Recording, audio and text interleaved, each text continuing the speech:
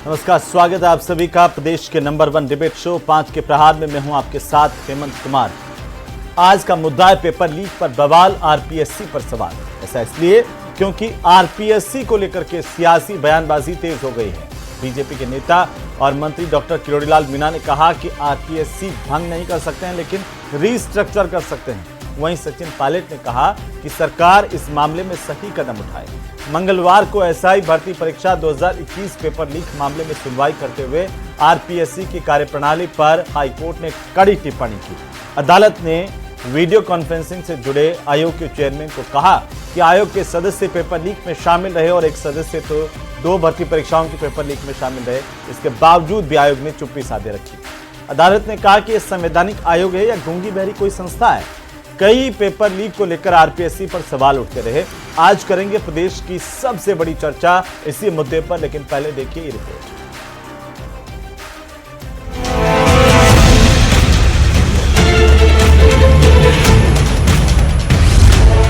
RPSC को लेकर सियासी बयानबाजी तेज।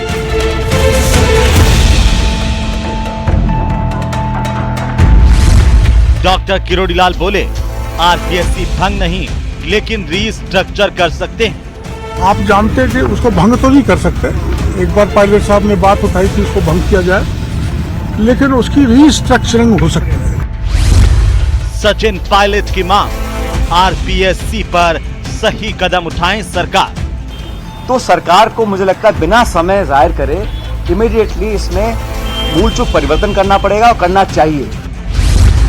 हाईकोर्ट की टिप्पणी, गूंगी बहरी संस्थान बन चुकी है आरपीएससी।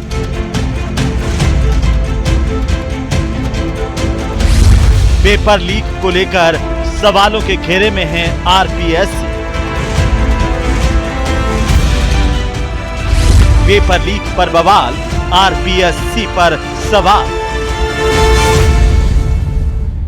तो आरपीएससी को लेकर के एक बार फिर से सवाल खड़े हो गए। हाईकोर्ट में एसआई भर्ती परीक्षा 2021 पेपर लीक मामले को लेकर के डे टू डे सुनवाई हो रही है। नियमित सुनवाई की जो प्रक्रिया है उसके बाद ये उम्मीद जगी है कि अब इस परीक्षा को लेकर के एक तरफ जहां फैसला हो पाएगा तो वहीं आरपीएससी पर भी चर्चाएं तेज हो गई। हमारे साथ खास पैनल मौजूद हैं।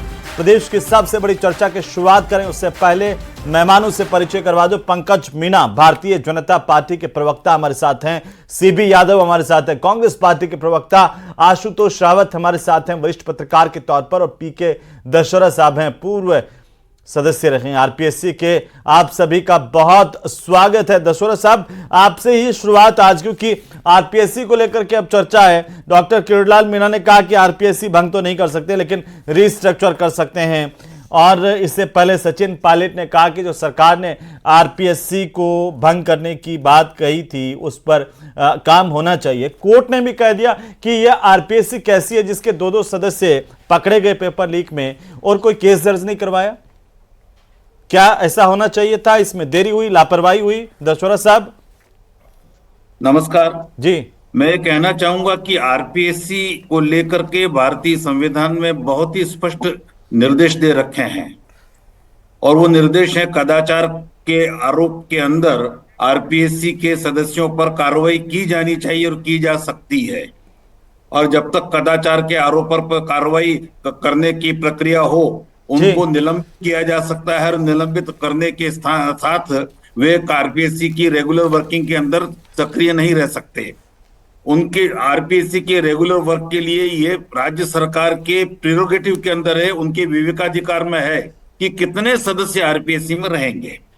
तो आरपीएससी के अंदर सदस्यों की संख्या बढ़ाई जा सकती है। राजस्थान में पहले भी बढ़ाई है, और राजस्थान में 5 की जगह 7 सदस्य किए गए थे। अभी भी सदस्यों की संख्या में बढ़ा करके नए सदस्यों को नियुक्त किया जा सकता है। आज की तारीख में चेयरमैन का पद खाली है। किसी योग्य, अच्छे, ईमानदार व्यक्ति को चेयरमैन बैठा करके और वर्तमान सदस्यों को निलंबित करते हुए आरपीएससी के अंदर नए सदस्यों की संख्या बढ़ा करके जो खाली पद हैं उन पे और कुछ नए पदों पर और लगा करके आरपीएससी की कार्रवाई को अच्छी तरह से जारी किया जा सकता है। पर एक बहुत महत्वपूर्ण बात यह है कि इन सब के लिए आप टीवी पर तो बात कर रहे हैं, क्या राज्य सरकार अथवा आरपीएससी ने इस पर क्या किया जाए इसके ऊपर कोई विमर्श करने की भी कोशिश की है? राज्य सरकार इस माने के अंदर आंख मूंद कर बैठी है। आरपीएससी अपनी जिम्मेदारी से दूर बैठी है। ये बड़ा अब कौन अस्थिरता जिम्मेदारी पैदा निभा रहा करने है, वाला कौन नहीं निभा रहा है? दशरथ साहब, हम तो अपनी जिम्मेदारी जानते हैं कि सवाल उठाना हमारा काम है, और जब भी इस तरह से छात्रों के साथ, प्रदेश की जनता के साथ इस तरह की बात आती है, हम सबसे पहले उठाते हैं, अपनी जिम्मेदारी समझते हैं और इसीलिए चर्चा कर रहे पक्ष हैं। और विपक्ष दोनों ही के नेता लोगों ने इसके ऊपर बहुत स्पष्ट कहा है। बेरोजगार बार बार बोल रहे हैं, भारत स्टेट की जनता जनार्दन स्पष्ट कह रही है, बुद्धिजीवी कह रहे हैं, क्यों हम इसके ऊपर एक्शन नहीं ले रहे? और बड़े से बड़ा हाई कोर्ट ने इतनी कठोर टिप्पणियां कर दी है, उसके बाद भी हम आंख मूंद करके और कान बंद करके बैठे रहे हैं। ये तो ठीक। कोई अच्छी बात नहीं है। ठीक है दशरथ साहब, आता हूं वापस। आशुतोष रावत जी, क्या आरपीएससी की साख वापस से लौट पाएगी? जिस दौर से आरपीएससी गुजर रही है, लाखों बेरोजगारों पर क्या बीत रही होगी जिनके पेपर आरपीएससी लेती है और जिसकी निष्पक्षता को लेकर के लगातार सवाल खड़े हो रहे हैं? देखिए हेमंत जी, हाई कोर्ट ने जिस तरह के शब्दों का प्रयोग किया है कि क्या यह संस्था गूंगी और बहरी हो गई है, वो निश्चित तौर पर उस संस्था के लिए और साथ में सरकार के लिए, यह दोनों के लिए एक बहुत गंभीर टिप्पणी है। आयोग को भी अपनी छवि सुधारने के लिए काम करना पड़ेगा, लेकिन इसके साथ में मुझे लगता है कि राज्य सरकार को ज्यादा कुछ करने की जरूरत है, क्योंकि जिस आयोग के तमाम सदस्यों पर, तमाम लोगों पर इस तरह के कदाचार के आरोप हैं, उन तमाम लोगों को इस साथ में ही इस आयोग को आगे काम करने की इजाजत वर्तमान सरकार ने दी है। पिछली सरकार से जहां सचिन पायलट ने बार बार इस आरपीएससी के रिस्ट्रक्चर को लेकर के इस विषय को मुद्दा बनाया था, तो भारतीय जनता पार्टी ने भी चुनाव में भी इसको मुद्दा बनाया था, और किरोड़ी लाल मीणा अभी भी इसको मुद्दा बना रहे हैं। तो मुझे लगता है कि सरकार को चाहिए कि वह एक बार फिर से इस आयोग को रिस्ट्रक्चर करे, भंग करती है या क्या करती है। वासुदेव देवनानी जी को भी ने भी सितंबर में मुख्यमंत्री को अपनी एक रिपोर्ट दी थी कि किस तरह इस संस्था को एक बार फिर से रिस्ट्रक्चर किया जा सकता है।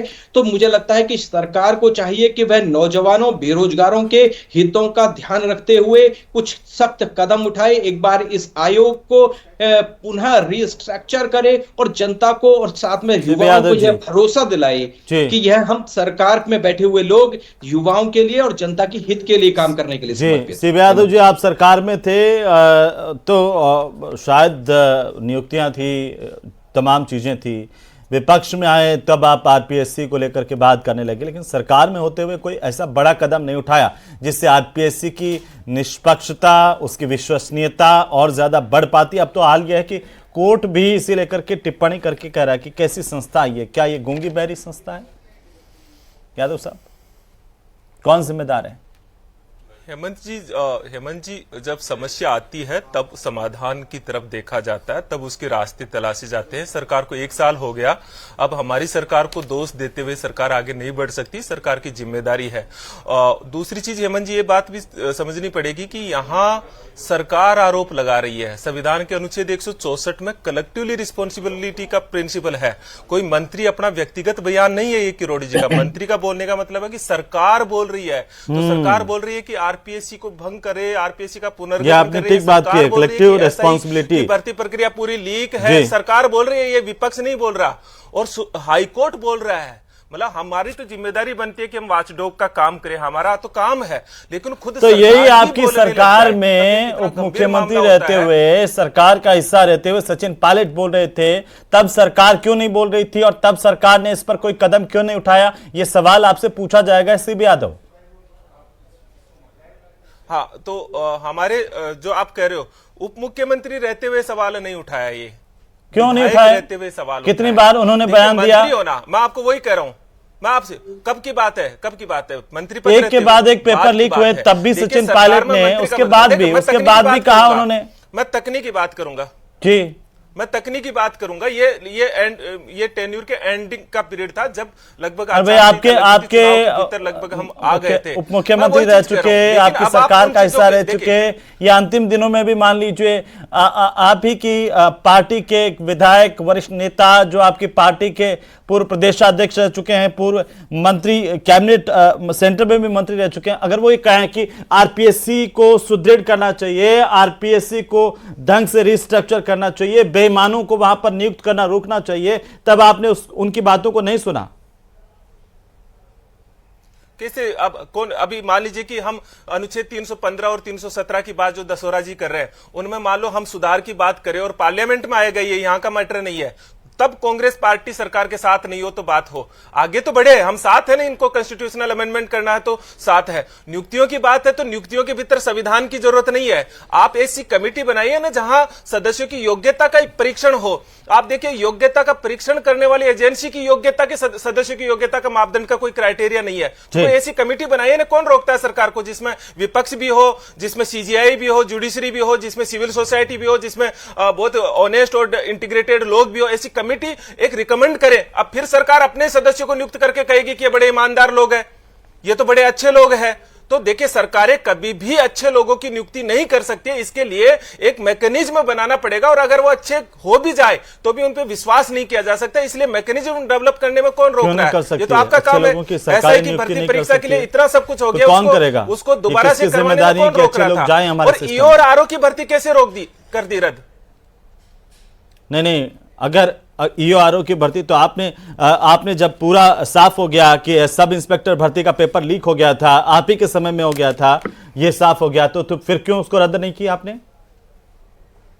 तो मैं वही देखिए, ईओ आरओ की कोई रिपोर्ट नहीं आई, डायरेक्ट एग्जाम रद्द हुई है। कौन लोग थे? क्या होता है अभी आपने देखा होगा, मैं आपको एक उदाहरण बताता हूं, फिर आपके सवाल पे आता हूं। नेट की परीक्षा, जब नीट का मामला उठा तो नेट की परीक्षा को रद्द कर दिया, और अब कहते हैं कि उसके अंदर कोई गफला नहीं हुआ।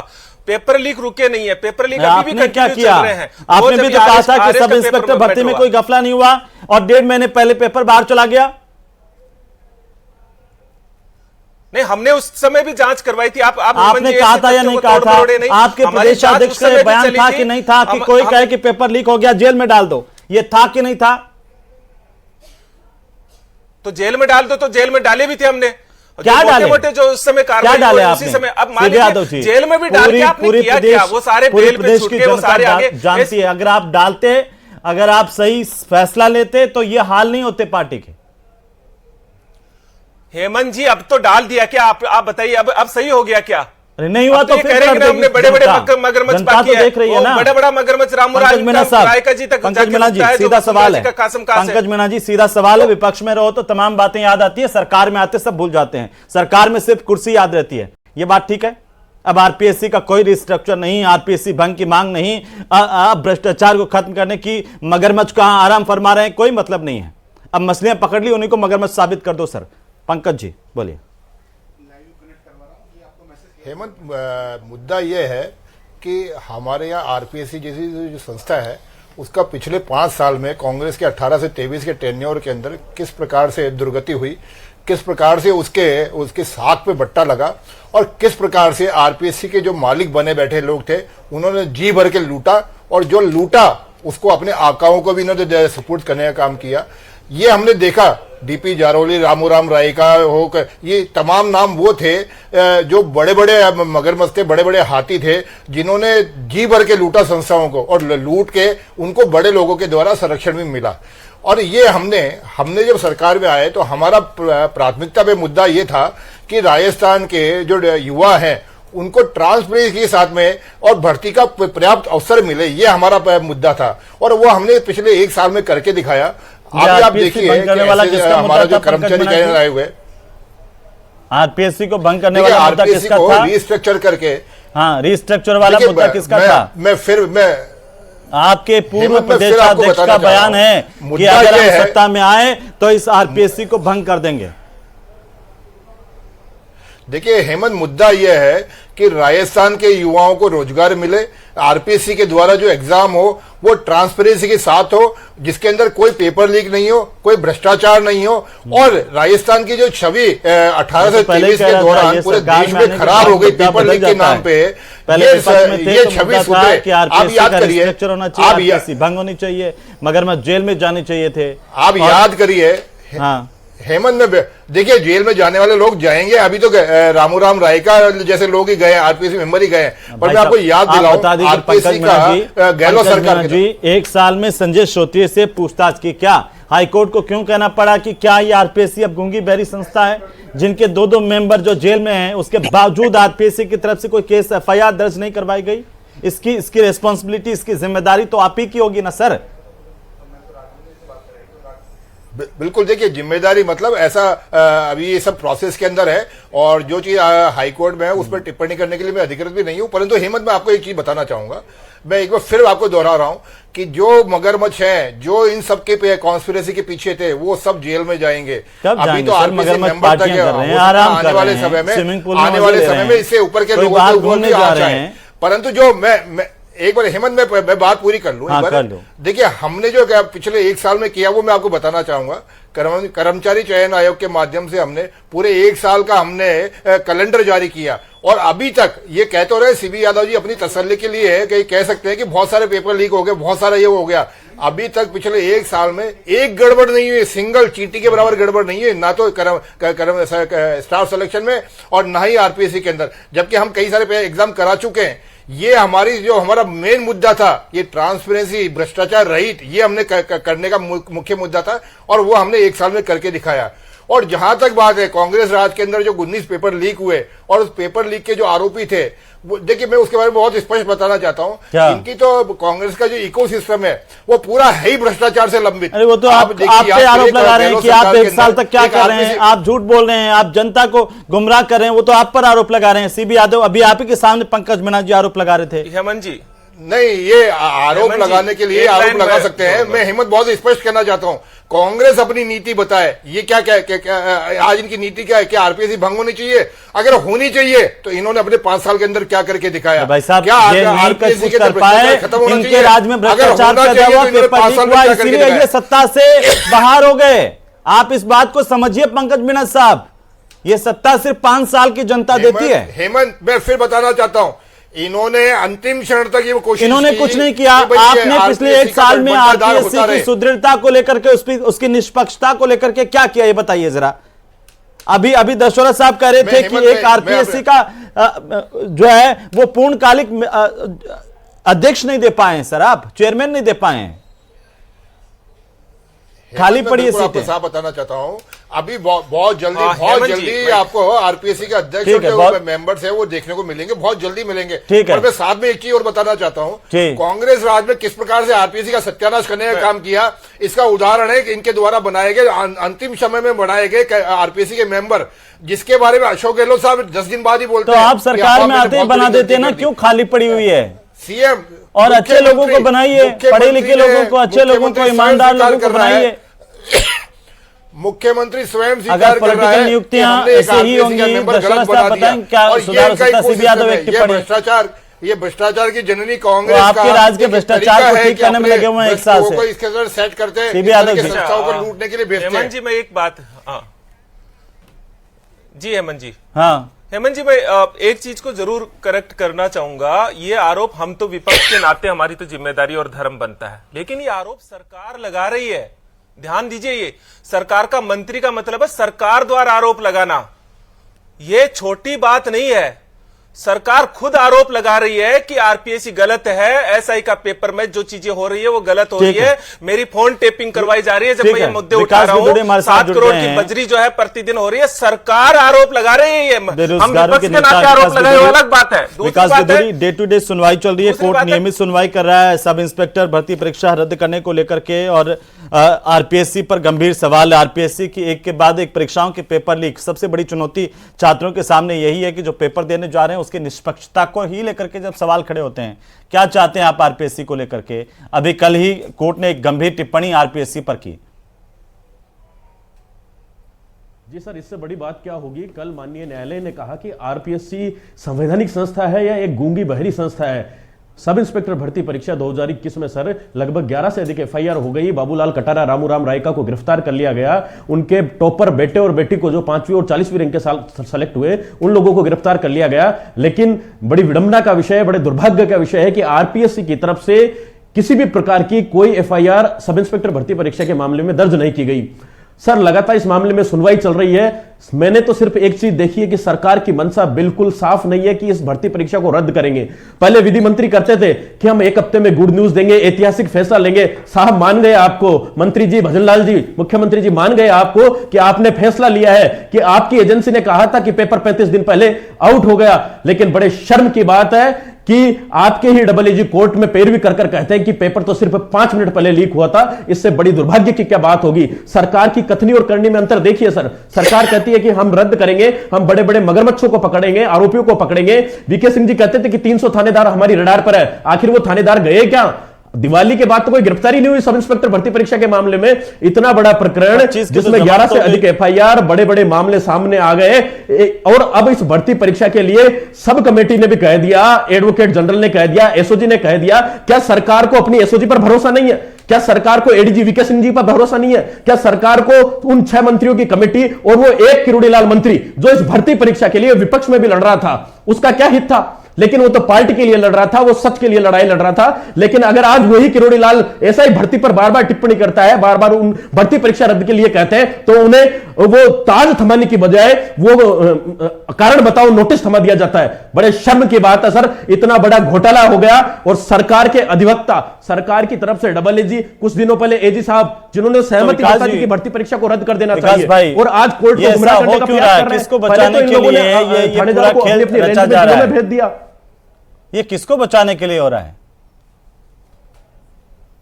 सर? लगातार बातें सामने आ रही है। एक और हनुमान बेनीवाल जी टिप्पणी करते हैं, किरोड़ी लाल जी करते हैं, सीएमओ के अधिकारी शामिल है, कौन से नेता शामिल है, सफेद पोश नेता भी शामिल है। करो ना गिरफ्तार, पूर्ववर्ती सरकार को भी करो और वर्तमान लोगों को भी करो। हम तो चाहते हैं कि युवाओं के साथ राजनीति नहीं होनी चाहिए। कांग्रेस बीजेपी भले राजनीति करे, लेकिन इन राजनीतिक पार्टों के बीच में ये युवा पिसा नहीं जाना चाहिए। इन युवाओं का दर्द था। एक बात बताइए सर, जब आरपीएससी से 35 दिन पहले लीक हो गया, पूरा सिस्टम फेलियर हो गया, तो इस भर्ती परीक्षा में बचा क्या है? ठीक है पंकज जी जवाब दीजिए। विकास भिदोड़ी ने बहुत गंभीर सवाल खड़े किए हैं। पंकज जी देखिए, मैं अपने इस डिबेट में लगातार यही बात कर रहा हूं। मुद्दा यह है कि राजस्थान के युवाओं का भविष्य सुनिश्चित कैसे हो। राजस्थान के युवाओं का इस भ्रष्टाचार के जो प्रतीक बन गया था कांग्रेस सरकार के अंदर, आरपीएससी कार्रवाई करेंगे कि नहीं करेंगे? प्रदेश का हर एक नौजवान, हर बेरोजगार आपसे मांग कर रहा है कि आरपीएससी का रिस्ट्रक्चर कब करेंगे। वो मांग कर रहा है कि आरपीएससी को पूर्णकालिक चेयरमैन कब मिलेगा, तब जाकर के ये निष्पक्षता सुनिश्चित होगी परीक्षाओं की सर, तब जाकर के भरोसा कायम होगा। और ये आपकी जिम्मेदारी है पंकज मीणा साहब। बिल्कुल हेमंत, मैं आप ही की बात पे आ रहा हूं। मैं बिल्कुल आपके चैनल पे दावे के साथ कह के जा रहा हूं कि जल्दी आरपीएससी को नया अध्यक्ष मिलेगा, एक ईमानदार अध्यक्ष मिलेगा, एक मेहनती अध्यक्ष मिलेगा। वो ऐसा अध्यक्ष और ऐसे सदस्य जो आरपीएससी के साथ करेंगे। कभी किसी ये ईमानदारी का सर्टिफिकेट कौन देगा? मिलने वाला है और इसके लिए कोई ईमानदारी का सर्टिफिकेट की बात नहीं है। हाँ, ईमानदारी का सर्टिफिकेट कम से कम ऐसा तो होगा जिसमें मुख्यमंत्री को कभी ये रोल बैक नहीं करना पड़े कि मैंने सदस्य गलत बना दिया। अरे आप याद करिए, आप ये सर्टिफिकेट को नहीं करते, आपने जीवन के लूटा, आपने जीवन के लूटा और आपके सवालों में जवाब देने के बजाय डरा रहे हो कि आपका मुंह चुप रखे। अरे व्हाइट पेपर लेके आओ, सदन के अंदर बहस करो। अगर आप में है, आपके जो है पूरा, आप एक आदिवासी मंत्री को बर्दाश्त नहीं कर पा रहे हो क्योंकि वो सवाल उठाता है, वो सच्ची बात कहता है। अरे आपको इसलिए जो है रही है तो आपने अपने, अरे आप व्हाइट पेपर लाओ, डराने का काम क्या कर रहे हो? बड़ी मुश्किल से तो आदिवासी मंत्री को कौन रोक रहा है? आधे से ज्यादा पद खाली पड़े हैं, आधे से ज्यादा पद खाली पड़े हैं, आधे से ज्यादा पद खाली पड़े हैं। चेयरमैन यही है आपका। आप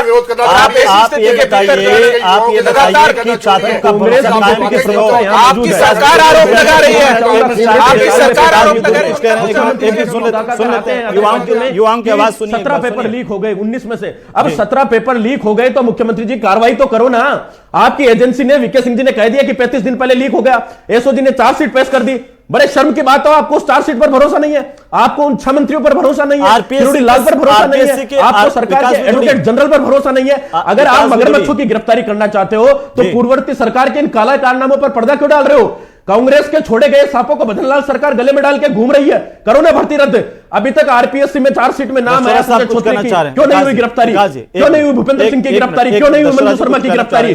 आखिर ये आश्वासन के पुलाव और सरकार की थोती कार्रवाई दिखाकर साबित करना क्या चाहते हैं? विकास भाई, आपको आवाज आ रही? दशहरा साहब बोलिए। और थोड़ा सा मैं चाहता हूं कि कुछ सुझाव दीजिए कि आरपीएससी वापिस से भरोसे का संस्थान कैसे बन पाए हमारे युवा बेरोजगारों के लिए।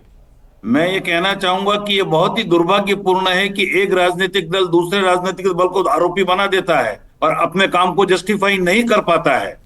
मुख्य बात यह है कि राज्य सरकार घोषणा करे कि आरपीएससी को ठीक कैसे करने के लिए क्या कदम और क्या योजना है, और आरपीएससी स्वयं घोषणा करे कि वह अपने आप को सुधारने के लिए क्या कर रही है। और जो टेंटेड लोग हैं, जो दागी लोग हैं, उनको सस्पेंड किया जाए, इमीडिएट सस्पेंड किया जाए, और इमीडिएट चेयरमैन की नियुक्ति हो। और खाली नियुक्ति से काम नहीं चलेगा, ठीक व्यक्ति की नियुक्ति हो और ठीक सदस्यों की नियुक्ति हो। सदस्य संख्या टेम्परेरी भी बढ़ाई जाए और बढ़ा करके काम शुरू किया जाए। इस प्रकार से एक दूसरे पर टाल करके काम को रोकना, काम के ऊपर शंका के बादल गहराना, यह बेरोजगारों की और स्टेट के हित में नहीं है। मैं दोनों ही राजनीतिक पार्टी के प्रवक्ताओं से कहूंगा कि संभले, देश स्टेट के बेरोजगारों के लिए बात करें, अपनी पार्टी के लिए बात न करें। जी ठीक है सर। आशुतोष जी, कैसे आप कोई सुझाव देना चाहते हैं सरकार को कि कैसे ये साथ लौटे आरपीएससी की? देखिए हेमंत जी, मुझे लगता है कि सरकार को सबसे पहले तो जिस आयोग के तमाम लोगों पर आरोप है, उस आयोग को एक बार से भंग करना चाहिए, निलंबित करना चाहिए, और साथ में नए सदस्यों को जब वो चुनाव करे तो उनके चयन का आधार क्या है वह भी पब्लिक डोमेन में रखना चाहिए कि हमने इन सदस्यों का चयन इस आधार पर किया है। और यह अगर पब्लिक डोमेन में होगा तो निश्चित तौर पर लोगों की बीच में संस्था की साख भी बढ़ेगी और बेरोजगारों को मुझे लगता है कि न्याय भी मिलेगा। हेमंत जी, बिल्कुल। पंकज मीणा साहब, ये बीमारी इतनी बढ़ गई है कि तुरंत ऑपरेशन की जरूरत है, उसमें यह नहीं चलेगा कि हम करेंगे। मीणा साहब। बिल्कुल हेमंत भाई, मैं जहां तक समझता हूं पिछले एक साल में हमने जो आरपीएससी के प्रति विश्वास जमाने के लिए जो काम किया है, कुछ हद तक हम सफल भी हुए हैं। और आने वाले समय में आपको सदस्यों के पद खाली पड़े, चेयरमैन का पद खाली पड़े, आप सफल हो गए? जो भी हमने परीक्षा आयोजित करी, कहां से हमने परीक्षा आयोजित की, वो पूरी विकास जैसे लाखों बेरोजगार युवा रोजाना धरना प्रदर्शन कर रहे हैं, आप कह रहे हैं सबसे बड़ा लक्ष्य था कि हमको सफलतापूर्वक वहां की परीक्षा आयोजित कराना, युवाओं को रोजगार देना, जिस काम को हमने पिछले एक साल में अच्छा करके दिखाया। और साथ में आने वाले समय में मैं आपको बताऊंगा कि यह बदलाव रंग नजर आएगा आपको आरपीएससी का। आपके आरपीएससी के उम्मीद करते हैं कि रिस्ट्रक्चर होगा, या फिर आप जो कह रहे हैं के लिए आप जल्द। बहुत शुक्रिया चर्चा में शामिल होने के लिए। प्रदेश के लाखों बेरोजगारों की, युवाओं की मांग, उनकी आशा आपकी तरफ देखती है, सरकार की तरफ देखती है कि सरकार कुछ करेगी। उम्मीद की जानी चाहिए कि सरकार इस बीमारी का जल्द ऑपरेशन करेगी, इसे टरकाएगी नहीं। और इंतजार कब खत्म होगा ये भी हम देखेंगे।